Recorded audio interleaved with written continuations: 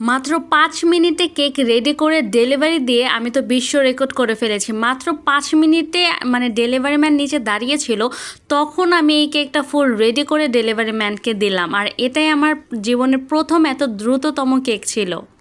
আমি যার কাছ থেকে রসমালাই নেই সেই ভাইয়া বলেছিল সকাল ১০টার ভিতর সে আমাকে রসমালাই দিয়ে যাবে।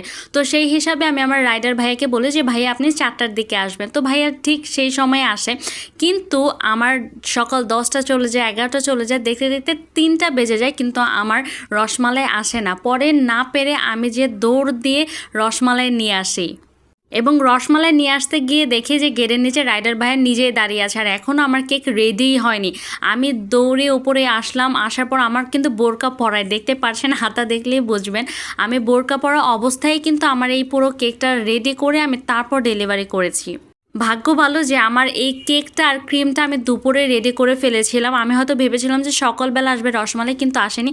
তাও ডেলিভারি ম্যান নিচে দাঁড়িয়েছিল, মাত্র ৫ মিনিট সময়ে আমি পুরো কেকটাকে রেডি করে সাথে সাথে ডেলিভারি দিয়ে দিই, কারণ সে অনেকক্ষণ ধরে দাঁড়িয়েছিল। আর আলহামদুলিল্লাহ সঠিকভাবে দিতে পেরেছি।